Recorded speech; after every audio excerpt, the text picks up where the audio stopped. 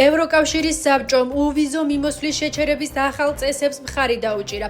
საბჭომ საბოლოო თანხმობა მისცა განახლებულ მექანიზმს, რომელიც მესამე ქვეყნების მოქალაქეებისთვის ევროკავშირში უვიზო მიმოსვლის შეჩერებას ითვალისწინებს. საბჭოს განცხადების თანახმად შესწორებული წესები ევროკავშირის საშუალებას მისცემს, რომ უფრო სწრაფად და მტკიცედ იმოქმედოს, როდესაც უვიზო მიმოსვლის ბოროტად გამოყენება ხდება ან ევროკავშირის ინტერესებს ეწინააღმდეგება. როდესაც ცვლილებები ძალაში შევა, ევროკავშირი შეძლებს, რომ ქვეყნებისთვის უვიზო რეჟიმის სტატუსი გააუქმოს, თუ მესამე ქვეყანა ევროკავშირის სავიზო პოლიტიკასთან შესაბამისობაში არ იქნება.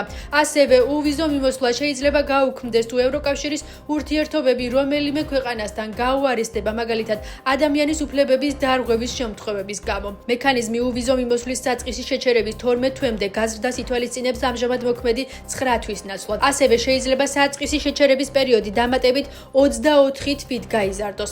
განცხადების მიხედვით ახალი მექანიზმი უვიზო რეჟიმის შეჩერებასთან დაკავშირებით მიზანმიმართულ მიდგომას ითვალისწინებს. მაშინ, როდესაც საწყისი პერიოდის გახანგრძლივების შემთხვევაში უვიზო რეჟიმის შეჩერება ქვეყნის ყველა მოქალაქეს ეხება, ახალი წესების თანახმად დამატებითი 24 თვიანი შეჩერების ეტაპი მთელ მოსახლეობაზე არ გავრცელდება. ნაცვლად ამისა, ევროკავშირმა შეიძლება ზომების გამოყენება მთავრობის ოფიციალური პირებისა და დიპლომატების წინააღმდეგ გააგრძელოს. ახალი რეგულაცია ძალაში ევროკავშირის ოფიციალურ ჟურნალში მისი გამოქვეყნებიდან 20 დღის შემდეგ შევა. იგი სავალდებულო იქნება და ევროკავშირის ყველა წევრ სახელმწიფოზე გავრცელდება. ქართული ოცნება სამხრეთ ოსეთის დროებით ადმინისტრაციას აუქმებს. კერძოდ, მმართველმა გუნდმა ყოფილი სამხრეთ ოსეთის ავტონომიური ოლქის ტერიტორიაზე შექმნილი ადმინისტრაციულ-ტერიტორიული ერთეულის ადმინისტრაციის გაუქმების გადაწყვეტილება მიიღო. როგორც ჩალვა პაპუაშვილმა განაცხადა, ფუნქციონირებას განაგრძობენ ახალგორის, ქურთის, თიღვისა და ერედვის მუნიციპალიტეტები, რომლებიც მისივე თქმით კონსტიტუციის სრული დაცვით არჩეულ იქნენ 2006 წელს. მისი თქმით 2007 წლის ივნისში კონსტიტუციის დარღვევით შეიქმნა დროებით ადმინისტრაციულ-ტერიტორიული ერთეულის ადმინისტრაცია, რომელიც დაფუძნდა იმავე არაკონსტიტუციური ალტერნატიული მთავრობის ბაზაზე. ამ გადაწყვეტილებით ხელოვნურად აღდგა 1990 წელს გაუქმებული სამხრეთ ოსეთის ავტონომიური ოლქის ადმინისტრაციული საზღვრები, რაც შემდგომში იქცა ერთ-ერთ ხელშემწყობ გარემოებად 2008 წლის რუსული სამხედრო აგრესიისა და საქართველოს ისტორიული რეგიონის სამაჩაბლოს ოკუპაციისთვის. პაპუაშვილის თქმითვე, დღევანდელი გადასახედიდან აღნიშნული გადაწყვეტილებები იყო გარე ძალების გეოპოლიტიკური თამაშის ნაწილი, რომელშიც საქართველოს შესაწირი პაიკის როლი დაეკისრა. სააკაშვილის ხელით გატარებულმა პოლიტიკამ რეგიონში ვითარების ესკალაცია გამოიწვია და საბოლოოდ ქვეყანა ომამდე მიიყვანა. მისი თქმით, მთავრობასთან კონსულტაციის შედეგად ყოფილი სამხრეთ ოსეთის ავტონომიური ოლქის ტერიტორიაზე შექმნილი ადმინისტრაციულ-ტერიტორიული ერთეულის ადმინისტრაციის გაუქმების შესახებ გადაწყვეტილება ამიტომ მიიღეს. 2007 წლის ივნისში კვლავ კონსტიტუციის დარღვევით შეიქმნა დროებითი ადმინისტრაციულ-ტერიტორიული ერთეულის ადმინისტრაცია, რაც შემდგომში იქცა ერთ-ერთ ხელშემწყობ გარემოებად 2008 წლის რუსული სამხედრო აგრესიისა და საქართველოს ისტორიული რეგიონის სამაჩაბლოს ოკუპაციისთვის. სააკაშვილის ხელით გატარებულმა პოლიტიკამ რეგიონში ვითარების ესკალაცია გამოიწვია და საბოლოოდ ქვეყანა ომამდე მიიყვანა. ნაციონალური მოძრაობის რეჟიმის მიერ სამხრეთ ოსეთის ტერმინის თუნდაც ძირები გამოყენება იმთავითვე იყო კონსტიტუციის და ეროვნული ინტერესების ღალატი. არავითარი სამხრეთ ოსეთი ქართულ სამართლებრივ თუ პოლიტიკურ სივრცეში არ არსებობს. შესაბამისად, მთავრობასთან კონსულტაციის შედეგად მივიღეთ გადაწყვეტილება ყოფილი სამხრეთ ოსეთის ავტონომიური ოლქის ტერიტორიაზე შექმნილი ადმინისტრაციულ-ტერიტორიული ერთეულის ადმინისტრაციის გაუქმების შესახებ. მოსალოდნელი არის, რომ აი ამ სეპარატისტულ რეგიონებთან მიმართებაში ქართული ოცნება ისევ რუსული პოლიტიკის გატარებას აპირებს. იმიტომ რომ ეს სამსახური, რომელიც შექმნილი იყო თავისუფლზე ქართული ადმინისტრაციის სახელმწიფოებრიობის ხარდაჭერით გაკეთდა, მაშინ ამის არჩევნებში ღებულობდა მონაწილეობას როგორც ცხინვალის რეგიონის ქართული, ასევე ოსური მოსახლეობა. ლეგიტიმაციის პრობლემა მათ არ ქონდა და საერთაშორისო ასპარეზეც ერთ-ერთ მომლაპარაკებელ მხარედ მონაწილეობდნენ. ერთი სიტყვით, ამ სამსახურს ჰქონდა თავისი კონკრეტული მიზანი და ამოცანა. ეს არის პრორუსული რეჟიმი, რომელიც ყველაფერს აკეთებს იმისთვის, რომ არ ახსენოს ოკუპანტი, არ გააბრაზოს ოკუპანტი, არ დაიცვას ქართული სუვერენული ხმა, არ დაიცვას ქართულთა ეროვნული ინტერესები და არ გადადგას არც ერთი ქვეითი ნაბიჯი ისევ და ისევ საქართველოს ტერიტორიული მთლიანობის მშვიდობიანი გზით აღდგენის მიღწევის კუთხით. ამიტომაც ეს მე არ მესახება როგორც განსაკუთრებულად რომელიღაც პოლიტიკის გაძლიერების მაგალითად და პირიქით მახსენდება ის, რომ რუსეთი წლების განმავლობაში სისტემატურად მოითხოვდა იმას, რომ საქართველოს გადაედგა ეს ნაბიჯი. ამიტომ ესეც არის რუსული მოთხოვნის სისტემატიური რუსული მოთხოვნის შესრულება ქართული რეჟიმის მხრიდან. 2026 წლის 2 მარტიდან ანტიკორუფციული ბიურო გაუქმდება. მისი ფუნქციები კი სრულად გადაეცემა სახელმწიფო აუდიტის სამსახურს. 2026 წლის 2 მარტიდან ასევე უქმდება პერსონალურ მონაცემთა დაცვის სამსახურიც. მართველი გუნდის განმარტებით ანტიკორუფციულ ბიუროს დღეს დაკისრებული აქვს თანამდებობის პირების, პარტიებისა და არასამთავრობო ორგანიზაციების დეკლარაციების შეგროვება და მონიტორინგი. მთავრობასთან კონსულტაციების შედეგად ჩამოყალიბდა საერთო ხედვა, რომ აღნიშნული ფუნქცია საჯარო მმართველობის კონსტიტუციურ ჩარჩოში უკეთ შეესაბამება სახელმწიფო აუდიტის სამსახურს, როგორც უფრო მაღალ და უფრო დამოუკიდებელ კონსტიტუციურ ორგანოს. მისი ფუნქციები ასევე სრულად გადაეცემა სახელმწიფო აუდიტის სამსახურს. მესამე ინიციატივა ეხება ბიზნეს ომბუდსმენს, რომელიც ახალი მოწყობის ფარგლებში 2026 წლის 1 იანვრიდან გადავა ეკონომიკის სამინისტროს შემადგენლობაში. მთავრობასთან კონსულტაციების შედეგად ჩამოყალიბდა საერთო ხედვა, რომ აღნიშნული ფუნქცია საჯარო მმართველობის კონსტიტუციურ ჩარჩოში უკეთ შეესაბამება სახელმწიფო აუდიტის სამსახურს, როგორც უფრო მაღალ და უფრო დამოუკიდებელ კონსტიტუციურ ორგანოს. ინიციატივის შესაბამისად 2026 წლის 2 მარტიდან ანტიკორუფციული ბიურო გაუქმდება, მისი ფუნქციები კი სრულად გადაეცემა სახელმწიფო აუდიტის სამსახურს.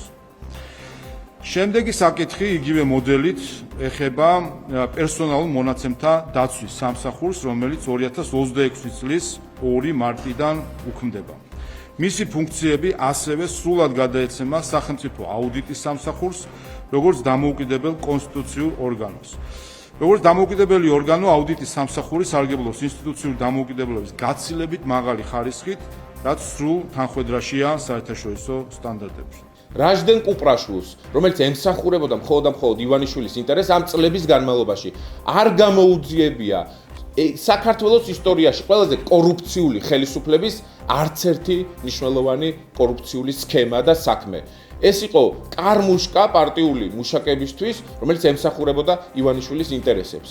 მისი გაუქმება, გადანაცვლება აუდიტის სამსახურში დასვლის შემდეგ არის წყალი საქართველოს მოქალაქეებისთვის იმ ხელისუფლების მხრიდან, რომელიც არის საქართველოს ისტორიაში ყველაზე კორუფციული ხელისუფლება, არალეგიტიმური მთავრობა, რომელიც ამ პოლიტიკურ გადაწყვეტილებებს ღებულობს. რაჟდენ კუპრაშვილი მოიაზრებოდა ღარიბაშვილის კადრად, ამიტომ ქართულ მოსწრებამ გადაწყვიტა, რომ ეს კლანებს შორის ბრძოლა უკვე კანონის სახით გადაწყვეტოს და გააუქმოს ეს სამსახური. ასევე გაუმართლებელია ეს გადაწყვეტილება იმ თვალსაზრისით, რომ აუდიტის სამსახურის ფუნქციები კონსტიტუციურად აბსოლუტურად სხვა არის და საერთაშორისო სტანდარტებით მართებული არის, რომ ანტიკორუფციული სამსახური თავის საგამოძიებო და სამოსამართლეო ფუნქციებით დამოუკიდებელი სტატუსის სახით არსებობდეს. ემიგრანტები ქვეყნის გარეთ არჩევნებში მონაწილეობას ვეღარ შეძლებენ. ქართული ოცნება ახალ საარჩევნო კოდექსზე მუშაობას იწყებს. ცვლილება ეხება ხმის მიცემის პროცედურას და გულისხმობს ადგილობრივი თვითმმართველობის არჩევნების მსგავსად საქართველოს პარლამენტის არჩევნებზეც ხმის მიცემას მხოლოდ საქართველოს სახელმწიფო საზღვრებში. შალვა პაპუაშვილის თქმით, საქართველოს ტერიტორიაზე ხმის მიცემის წესის დამკვიდრება ზრდის არჩევნების მედეგობას, ამცირებს გარე მოთამაშეების გავლენას და უზრუნველყოფს უფრო ადეკვატურ ინფორმირებულ არჩევანს. მისი თქმით, ეს მოდელი სრულიად შეესაბამება საერთაშორისო სტანდარტებს და მოქმედებს ისეთ ქვეყნებში, როგორიცაა ირლანდია, მალტა, ისრაელი და სომხეთი. ცვლილება ეხება ხმის მიცემის პროცედურას და გულისხმობს ადგილობრივი თვითმმართველობის არჩევნების მსგავსად საქართველოს პარლამენტის არჩევნებზეც ხმის მიცემას მხოლოდ საქართველოს სახელმწიფო საზღვრებში.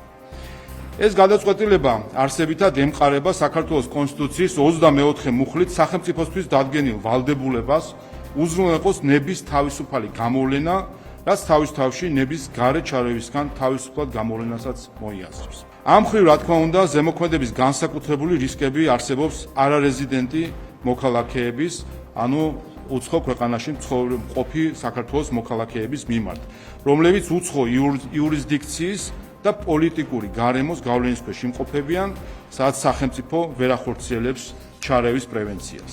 ივანიშვილი ცდილობს მილიონზე მეტ საქართველოს მოქალაქეს წაართვას ერთადერთი რამ, როგორც მოქალაქეს დარჩენილს ემიგრაციაში აკავშირებს საკუთარ ქვეყანასთან და ეს არის საარჩევნო ხმის უფლება. ეს არის შესაძლებლობა მიიღოს საკუთარ სამშობლოზე გადაწყვეტილება. ივანიშვილი ამის წართმევას ცდილობს მილიონზე მეტი მოქალაქისთვის. ეს აჩენს ეჭვებს, რომ ივანიშვილი ემზადება ახალი საპარლამენტო არჩევნებისთვის იმ პირობებში, რომ მან გააუარესა სამართლებრივი მოცემულობა, ის ეცდება, რომ ახალი პროპაგანდისტული ძალადობრივი მოქმედებების პირობებში, პარტიების აკრძალვის პირობებში სცადოს ახალი საპარლამენტო არჩევნების ჩატარება. ბოლო არჩევნებზე მათ კატასტროფული მარცხი განიცადეს ემიგრაციაში.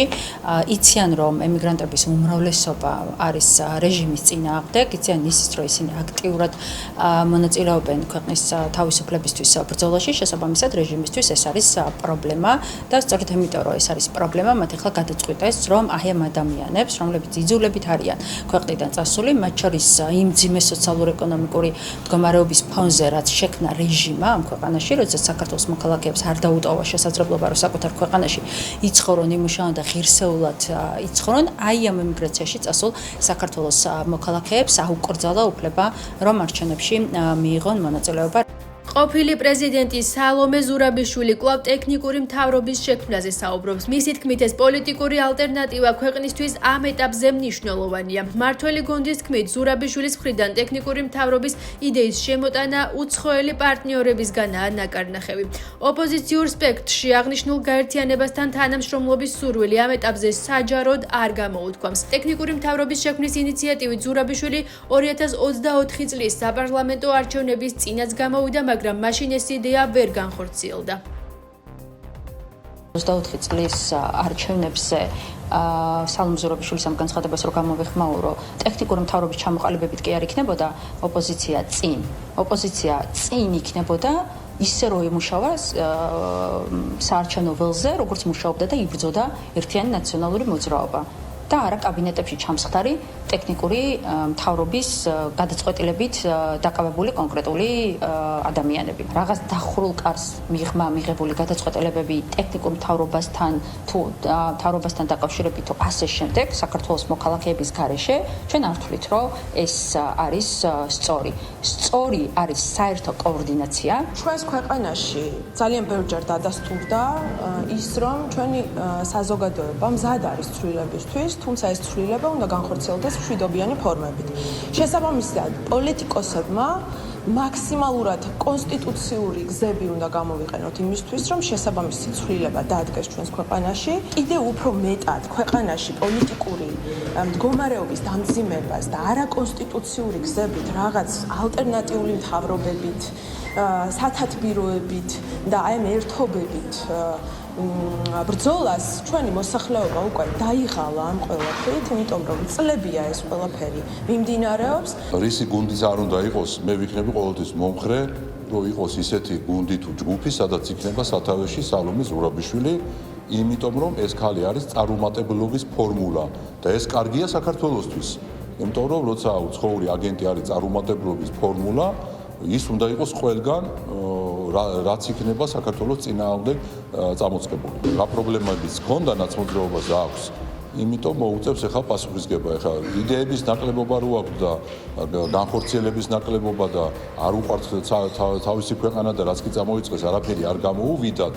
ეს რომ ნახა ქართულმა საზოგადოებამ და მათ შორის მათივე ამორჩეველმა, იმიტომ იღებენ იმ შედეგებს არჩევნებზე, რასაც იღებენ. აი კრეატივის დაკარგეს. რაღაც ახალი მაინც ხო უნდა მოიფიქრო რა. ეს წარმოუდგენელი ნარატივი რომ ეხლა ერთ ჩვენი ერთ დღეს მართველი ხელისუფლება გაგიჟდება, ჯერ ადგება და გადააყენებს უნდობლობას გამოუცხადებს მთავრობას, მერე სპეციალურად გააკეთებს იმას, რომ ახალ მთავრობის ფორმირებას არ მოახდენს, რათა მოახდინოს პარლამენტმა თვითლიკვიდაცია, რათა მერე პრეზიდენტმა დაითხოვოს და ჩატარდეს ახალი არჩევნები. ეხლა ვისაც ეს სერიოზული განხილვის საგანი გონია, იმას მე ვერაფრით დავეხმარებ. მოქალაქეები ელექტროშოკის შეძენას ვეღარ შეძლებენ. წიწაკის სპრეისა და ხმოვანი იარაღის შეძენას კი შინაგან საქმეთა სამინისტროს თანხმობა დასჭირდება. კერძოდ, შინაგან საქმეთა სამინისტრომ აკუსტიკური იარაღის, ელექტროშოკური და გაზის აეროზოლური მოწყობილობის ბრუნვის რეგულირებასთან დაკავშირებით საკანონმდებლო ცვლილებები შეიმუშავა. ცვლილებების თანახმად ხმოვანი იარაღი, რომელიც კონსტრუქციულად დამზადებულია მხოლოდ ხმოვანი ვაზნის სასროლად და გამოიყენება თეატრალურ წარმოდგენებში, კინოჩვენებაში, სატელევიზიო ჩვენებებში, ისტორიულ რეკონსტრუქციაში, აღლუმსა და სპორტულ ღონისძიებაში მისი საქართველოში შემოტანა დაექვემდებარება ნებართვას. მოქალაქის მიერ ხმოვანი იარაღის შეძენა შესაძლებელი იქნება მხოლოდ შინაგან საქმეთა სამინისტროს ტერიტორიული ორგანოს წინასწარ წერილობითი თანხმობის წარდგენის საფუძველზე. ამასთან ძალაში ირჩება მოქმედი ნორმები, რომლითაც ხმოვანი იარაღის გადატანა, გადაზიდვა ან გადაგზავნისთვის მხოლოდ პოლიციელის მიერ მოცემული თანხმობის საფუძველზე უშვებს. გარდა ამისა, პოლიციას ენიჭება უფლებამოსილება დაადგინოს აკუსტიკური იარაღის შეძენაზე შეზღუდვები როგორც რაოდენობის, ისე შეძენის პერიოდულობის კუთხით. გაზის აეროზოლური მოწყობილობის, იგივე წიწაკის სპრეის იმპორტი დაექვემდებარება ნებართვას. მისი შეძენა შესაძლებელი იქნება 18 წლის ზემოთ ასაკის პირებისთვის. შსს ტერიტორიული ორგანოს წერილობითი თანხმობის წარდგენის საფუძველზე.